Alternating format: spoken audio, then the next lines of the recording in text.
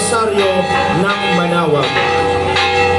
Makikita po natin sa ating drone show ang logo ng Dominican Order na dumating po sa Pilipinas noong 1587. At noong 1587, simula nang sila ay dumating sa Pilipinas, sila ay nagpunta na sa iba't ibang mga mission territories at ang isa na doon ay ang Pangasinan. At dito po sa Pangasinan ay ating napuntahan mula sa San Carlos, Calasiao, Mahaldan at pang-apat po ay dito po sa pinagpalang bayan ng Manawag.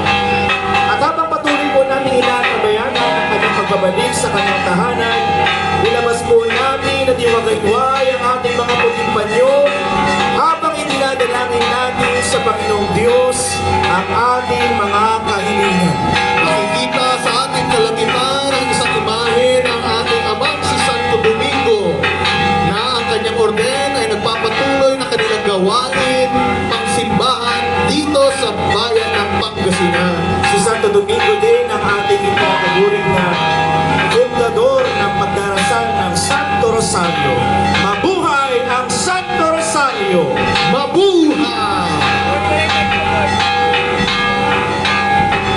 Dito naman nakikita natin uli sa ating kalangitan dito sa taas ng simbahan ang isang drone show at nagpapakita ng iba't ibang mga elemento na magpapaalala sa atin ng ating pagdedebosyon sa Santo Rosario. At isa na nga yan ang Star of St. Dominic.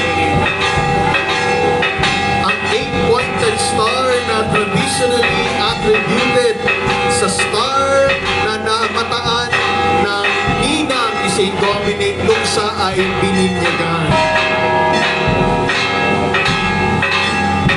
Atin naman po palalahanin ang kwento ng mahal na ina sa ating drone show. Makikita po natin ang umpisa ng pagpapakilala ng ating mahal na ina dito po sa bayan ng Manawag. Nag-umpisa po ito sa kwento ng isang farmer, ng isang magsasaka na habang siya'y naglalakad dito po sa burol ng mga pugaro ng Manawag, nakita po niya sa langit ang isang imahe ng mahal na ina na siyang tumatawag sa kanya na sana'y magtatag ng simbahan dito sa tuktok ng burol na ito. At simula noon ang simbahan iyon ay lumago at nagkasama na rin ang simbahan ng paglago ng bayan na hinirang ng Birheng Maria.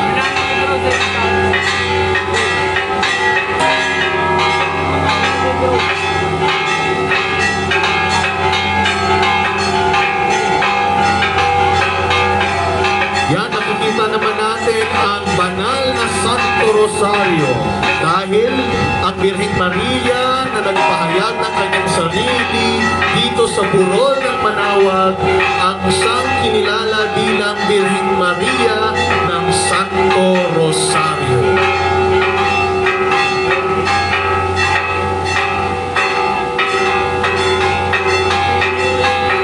At ngayon, sa panahon ito, malapit na po ang ating mahal na ina sa kanyang pagbabalik sa dambana ng Minor Basilica of Our Lady of the Rosary of Manawag. Muli po, akin pong iniimbitahan ang mga tao na ihanda po ang kanilang mga panyo, ihanda po ang kanilang mga panalangin, at ang pagsalubong natin sa ating mahal na ina, gawin po natin masigabo at masiglang-masigla. Ngayon po makikita natin ang cross na naroon na po, malapit na po sa paakyat, papunta po sa ating simbahan.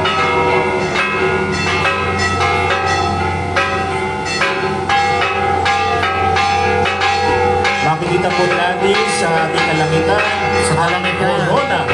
Ang corona na siyang sumisimbolo ng okasyon ngayong taon na to, ang ika-100 taon ng simula nung nakoronahan ang ating imaheng Birhen ng Santo Rosario ng Manawag. At paalala po sa atin ito sa ating tema sa kapistahan ngayon, Birheng Maria ng Manawag, crowned in grace, leading us to Jesus.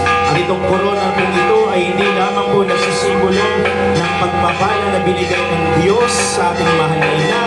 Hindi lamang po ito para sa ating mahal na ina, bagkus ito po ang tanda ng mahaba-habang pagdidibusyon ng mga tao dito po sa ating dambana ng Nuestra Señora de Santo Rosario de Managua. At yan, kung ating kinikilala ang ating Birheng Maria bilang Reyna, ibig sabihin, ipinapahayag din natin ang ating pagsunod sa kanyang tawag. Kumbaga dahil siya ang ating Reyna, siya ang ating magiging halimbawa sa pagsunod kay Kristo. At ang corona na yan ay pinapaalala din sa atin ang sinabi ang nasambit ng Apostolic Delegate at that time noong 1926. Nang sa gayon, siya ay ating kinokoronahan sa